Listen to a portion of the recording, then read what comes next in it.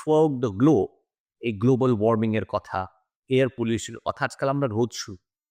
So I think going forward আমরা যদি একটা অ্যাডভোকেসি লেভেল, একটা পলিটিক্যাল লেভেল, এই যে আমাদের এখন ভোট হচ্ছে, আমরা তো দেখি যে বিভিন্ন পলিটিক্যাল পার্টি, আর আমি সত্যি কোনো পলিটিক্যাল পার্টির ফেভারে বা এগেইনস্টে বলছি না, না বলিও।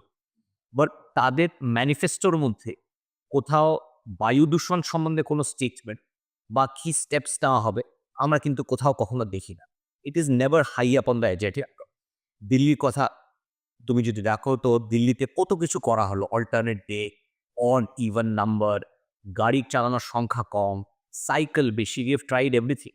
কিন্তু সেই এয়ার কোয়ালিটি ইন্ডেক্স এবারও went up to 500 during a long time through the year. And আমাদের সারা পৃথিবীতে কোথাও 500 এয়ার কোয়ালিটি ইন্ডেক্স আর দেখা যায়। তো আই থিঙ্ক আনলেস